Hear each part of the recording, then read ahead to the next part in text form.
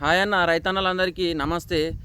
అయితే తమ్నైల్ చూసినట్టు చిన్న ఫోన్‌ల యూరియా ఎట్లా బుక్ చేసుకోవాలని చెప్పి నేను తమ్నైల్ పెట్టినా కదా! సో, దాని గురించే నేను చెప్తా. దాని గురించి చెప్పే ముందు ఫస్టు రైతులనేది ఎంత సఫర్ అయితున్నారు అందరికీ తెలిసిందే. అసలు ఈ యూరియా యాప్ వల్ల చాలామంది చాలా ఇబ్బంది పడుతుర్రు. దేశానికి రైతే రాజు అని అంటారు గానీ, ఆ రైతు రాజు అయ్యింది లేదు. కానీ రైతు రాజు అయ్యింది లేదు. ఆ రైతే పంట పండించుకోవాలంటే ఎన్నో ఇబ్బందులు పడుతున్నాడు. ఒక్క యూరియా బస్తా కోసం పాపం ఒక పూట తిండి తినకున్నా సరే కానీ ఒక యూరియా బస్తా కోసం 2 రోజులు, 3 రోజులు లైన్‌లు పట్టుకుంటా ఈ యాప్‌లు బుక్ చేసుకుంటా. ఈ బుకింగ్ ఆప్షన్ ఏందో గానీ మళ్ళా బుక్ చేసుకున్న ఈల కాలు పట్టుకొని బుక్ చేసుకున్నాక కూడా మళ్ళా లైన్‌లే. బుక్ చేసుకోకముందు యాప్ లేకముందు గత సంవత్సరంలో కూడా లైన్‌లు, చెప్పులు కొంతమంది ప్రాణాలు పోయినాయి. కొంతమంది ఎన్నో జరిగిపోయినాయి. యాప్ లేకముందంతే, యాప్ వచ్చిన తర్వాత కూడా అంతే. మరి ఈ యాప్ వచ్చింది. ఈ యాప్‌లో బుక్ ఆప్షన్ వచ్చింది. బుక్ చేసుకున్నప్పుడన్నా అక్కడ రష్ ఉండదు కదా లైన్. బుక్ చేసుకున్నాక మళ్ళా తీసుకోనీకి మళ్ళా సాయంత్రం దాకా లైన్ కడతారు ఒక్కొక్కళ్ళు తిండి తిక్కన లేకుండా. ఇదెక్కడి గోస భయ్! రైతులకు పంట ప్రశాంతంగా దేశానికి అన్నం పెట్టేటోడు ప్రశాంతంగా పంట పండించుకుందానికి కూడా ఇబ్బంది. పంట పండించుకున్నాక మళ్ళా అదే పంటను అమ్ముకోవడానికి కూడా ఇబ్బంది. అసలు నిజంగా చెప్తున్నా ఈ రైతులనేది రాబోయే కాలంలో ఇట్లా చేస్తే మాత్రం పంట పండించేటోళ్ళు తక్కువైపోతారు, తినేటోళ్ళు ఎక్కువైపోతారు. రాబోయే కాలంలో రైతు అనేటోడు కూడా ఈ లోకంలో కనిపించకుండా పోతాడు. అప్పుడు మనము పుస్తకాలలో, పేపర్లలో, హిస్టరీలలో ఒకప్పుడు రైతు ఉండేవాడు పంట పండించేటోడు అని మనం మాట్లాడుకోవాలి. ఈ రైతు పంట పండించుడు తక్కువైపోతుంది, తినేటోళ్ళు ఎక్కువైపోతారు. అప్పుడు ఏం జరుగుతుంది? ప్లాస్టిక్ ఫుడ్ దొరుకుతుంది. ఇవన్నీ ఏం తెలుసు వాళ్ళకు? ఎన్నో యంత్రాలు తీసుకొస్తుర్రు, ఎన్నో టెక్నాలజీ మారుతుంది మొత్తం. జనరేషన్ మారిన కొద్దీ కాకపోతే రైతు మాత్రం మారలేకపోతున్నాడు పాపం. తన పంట పండించుకోవడానికి ఆ పంటను పండించిన తర్వాత ఒక 50,000 లక్షనో పెట్టుబడి పెట్టి ఓ ఎకరం వేసుకుంటాడు. ఆ ఎకరానికి ఆ 4 నెలలు కష్టపడ్డ తర్వాత పంట అమ్ముకునేసరికి కేజీలకు, దున్నుకాళ్ళకు, నాట్లకు, మసాలాలకు, మందులకు పాపం రైతులు కొంతమందికి లెక్కలు తెలవక అవన్నీ రాసుకోరు. ఎంత ఖర్చు వచ్చింది, ఎంత పోయింది, ఈ పంట పండిస్తే నాకు ఎంత ఎంత మిగిలింది, ఎంత పోయిందని చెప్పి పాపం తెలవక అసలు రాసుకోరు. లెక్కకు నేను కూడా ఒక రైతునే. మేము పంట పండిస్తే నేను ఎంత అయింది ఏం కథ అని చెప్పి నేను కూడా రాసుకుంటా. అంటే మనం చదువుకున్న వాళ్ళు అంటే రాసుకుంటారు, ఎంత ఖర్చు వచ్చింది, ఎంత పోయింది, ఎంత మిగిలింది రాసుకుంటాం. పాపం చదువుకునే వాళ్ళు, తెలియని వాళ్ళు వాళ్ళకి ఏం తెలుసు? ₹1,00,000 పెట్టుబడి పెడితే వచ్చేది 1,50,000 వస్తుంది. ₹1,00,000 పెట్టుబడి పెడితే 1,50,000 వస్తుంది. అలా 1,50,000కించి మళ్ళా సావుకారులకు ఆడ ఈడ అడకొచ్చిన పైసలు మళ్ళా ఆ మిత్తిలకు 4 నెలలకు 1,00,000కి 2,000 అన్నా కానీ 8,000, ₹10,000 పోగా 40,000 మిగులుతాయి. ఆ 4 నెలలు ఆయన చేసిన కష్టానికి మిగిలింది 40,000. ఆ 40,000ల్లో మళ్ళా పిల్లలకు బడి చదువులకు, ఇంటి ఖర్చులకు, ఆ ఖర్చులకు, ఈ ఖర్చులకు అని చూసేసరికి ఆడికాడికి అయిపోతాయి. ఇట్లుంటుంది రైతు పరిస్థితి. ఈ రైతు బంధు, రైతు భరోసా ఎకరానికి 6,000, 10,000 ఏం సరిపోతాయి? ఉన్న పరిస్థితి రైతుకు. అసలు ఈ లోకంలో ఎన్నో పెరుగుతున్నాయి మొత్తం. పెట్రోల్ అంటారు, పప్పులు, ఉప్పులు, బయట అడుగు పెడితే అయిపోయి ఖచ్చితంగా ₹10 ఖర్చు అవుతాయి. ప్రతిదీ అన్నీ పెరుగుతున్నాయి. మరి జిఎస్టీ, బిఎస్టీ మొత్తం తెలంగాణలో ఎన్నో పెరిగి ఎన్నో కొన్ని కోట్ల, వేల కోట్ల కలెక్షన్లు అవుతున్నాయి. మరి రైతు పంట ఆ పొలాన్ని ఈసారి ఆ పొలం ఆ వడ్లు అమ్ముకుంటే ఈసారి ఎంత ఉంటుందో రేటు మళ్ళీ ఇంకా 4 ఏళ్ళ తర్వాత కూడా అంతే ఉంటుంది. మరి ఇవన్నీ పెరిగినప్పుడు రైతుది కూడా క్వింటాల్ వడ్లు కూడా పెరగాలి కదా! ఈ 2,200, 300 ఇంతేనా? 2,800, 3,000కు ఒక క్వింటాల్ చేయాలా? అప్పుడు రైతు కదా బాధపడేది. ఇది లోకంలో, ఇది తెలంగాణలో ప్రతి ఒక్క వస్తువు పెరిగినప్పుడు ఇవి ఎందుకు పెరిగాయి మరి? యూరియా కొనాలన్నా ఇబ్బందే. బీసు ఎంత ఉండే 1,400 ఉండే ఇప్పుడు డబల్ అయిపోయింది. 2,400, 2,500 అయింది.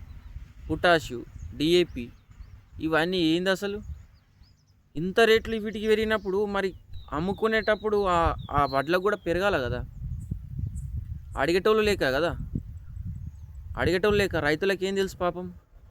4 రోజులు ఇబ్బంది పడతారు, ఆడ ఈడ లొల్లి చేస్తారు, మళ్ళీ వాళ్ళే కామ్గా ఊకుంటారు అని చెప్పి అనుకుంటారు. కానీ నిజంగా చెప్తున్నా, ఈ తెలంగాణ మాత్రం చివరికి ఎక్కడికి వెళ్తుందో కానీ ఇప్పుడు మాత్రం మొత్తం నాశనం అయిపోతుంది. మొత్తం రైతులు అయితే మొత్తం అందరికంటే ఇబ్బంది పడేది ఎక్కువ, 100కు 1000% రైతులు ఇబ్బంది పడుతున్నారు. ఇట్లున్నదిగా చెప్పుకుంటా పోతే నేను యూరియా ఎట్లా బుక్ చేసుకోవాలా చిన్న ఫోన్లో అని చెప్పేటోని ఒక్కొక్కటి ఇవన్నీ వస్తున్నాయి. ఎందుకంటే రైతుగా నేను కూడా ఒక రైతుని కాబట్టి బాధ అనిపిస్తుంది నిజంగా. అయితే ఈ చిన్న ఫోన్లో యూరియా ఎట్లా బుక్ చేసుకోవాలంటే చిన్న ఫోన్లో చేసుకోరాదండి. చిన్న ఫోన్ మీ దగ్గర ఉంటే మీ పక్కింటి వాళ్ళను ఎదిరింటి వాళ్ళను మీ ఇంట్లో అన్నదమ్ములు పెద్ద ఫోన్ ఉంటే మీ ఏదైతే నంబరు చిన్న ఫోన్ నెంబర్ ఉంటుంది కదా, అది ఆ పెద్ద ఫోన్లో కొట్టిన తర్వాత ఓటీపీ వస్తుంది.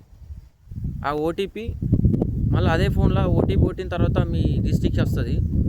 డిస్టిక్ వచ్చిన తర్వాత ఆ డిస్టిక్ని సెలెక్షన్ చేసుకున్న తర్వాత మొత్తం డీటెయిల్స్ వస్తాయి. సో దాని గురించి నేను మీకు చూపిస్తాను ఎట్లా అనేది. ముందైతే మన ఫర్టిలైజర్ యాప్ ఓపెన్ చేసుకోవాలా.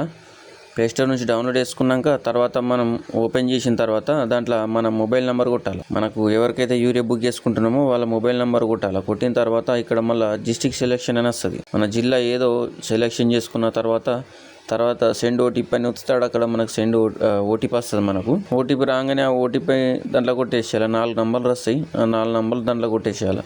కొట్టిన తర్వాత మనకు ఇక్కడ ఏ డిస్టిక్లో ఎన్ని యూరియా బస్తాలు ఉన్నాయని చెప్పి మనకు చూపిస్తుంది. అది చూసుకున్న తర్వాత నెక్స్ట్ వచ్చిన తర్వాత అక్కడ మనకు ఆటోమేటిక్గా మన పేరు, మన వివరాలు, మన పాస్బుక్ నెంబరు, ఎంత భూమి ఉందని కనిపిస్తాయి. ఆ తర్వాత మనము ఎన్ని ఎకరాలు వేస్తున్నాము, ఎన్ని ఎకరాలు, ఎన్ని గుంటలు అది సెలెక్షన్ చేసుకుని నెక్స్ట్ వస్తే అక్కడ మనకు యూరియా బస్తాలు ఎన్నో బుక్ చేసుకోవాలా.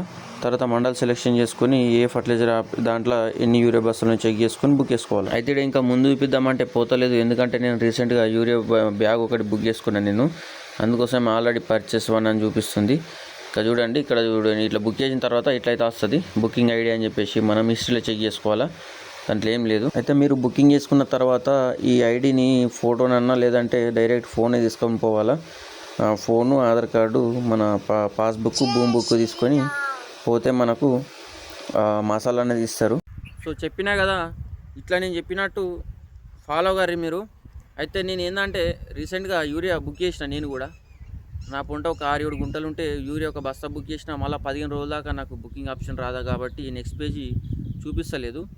మీరు ఏం లేదు అంతే, ఇక డిస్ట్రిక్ట్ సెలెక్షన్ చేయరు. ఓటీపీ పుట్టిన తర్వాత మీకు క్రాప్ సెలెక్షన్ చేసుకోర్రి, ఎన్ని ఎకరాలు ఎన్ని గుంటలు అని చెప్పి సెలెక్షన్ చేసుకున్న తర్వాత మీకు మొత్తం లిస్ట్ చూపిస్తుంది. మొత్తం మీ స్టేట్లో మీది ఏ డిస్ట్రిక్ట్ ఆ డిస్ట్రిక్ట్లో ఎన్ని అవైలబుల్ ఉన్నాయని చెప్పి చూపిస్తుంది.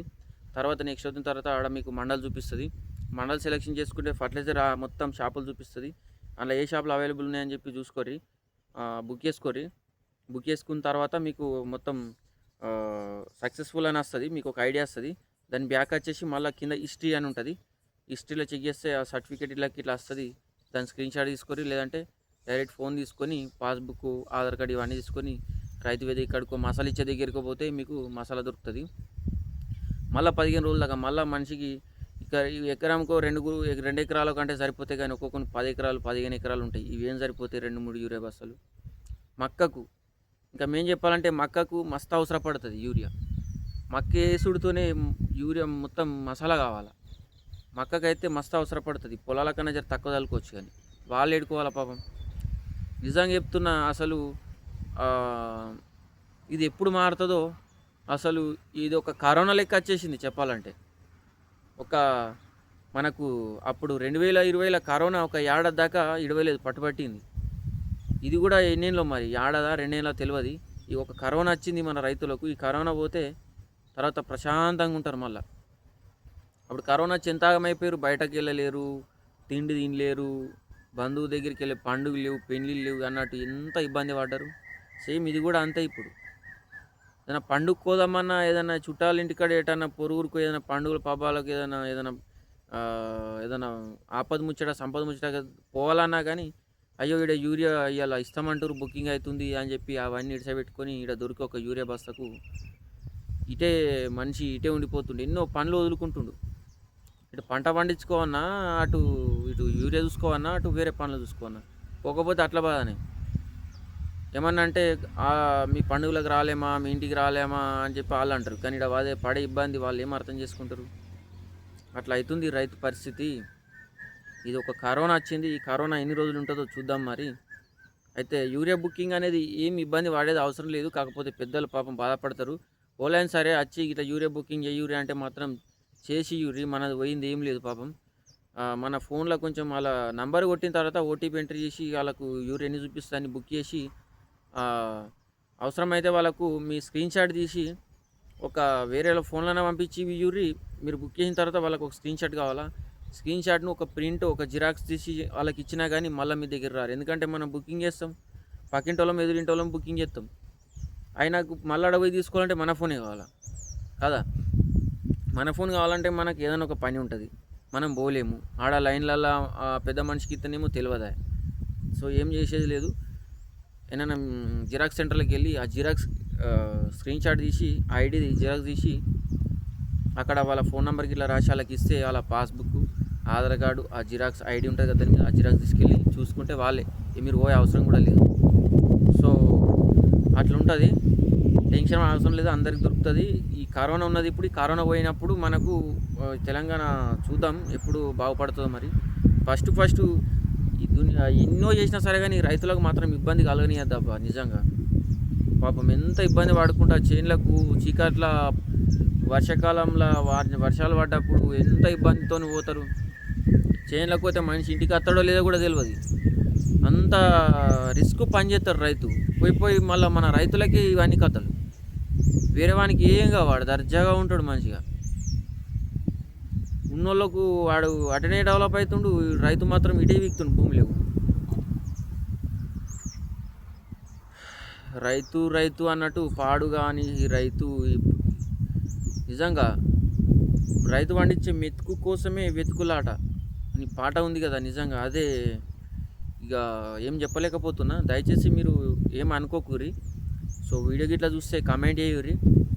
అట్లనే మీకు ఇంకా ఏమైనా ఇన్ఫర్మేషన్ ఇట్లనే తీసుకొస్తా. సబ్స్క్రైబ్ చేసి లైక్ కొట్టుర్రి. జై తెలంగాణ, జై కిసాన్ అన్న. నమస్తే.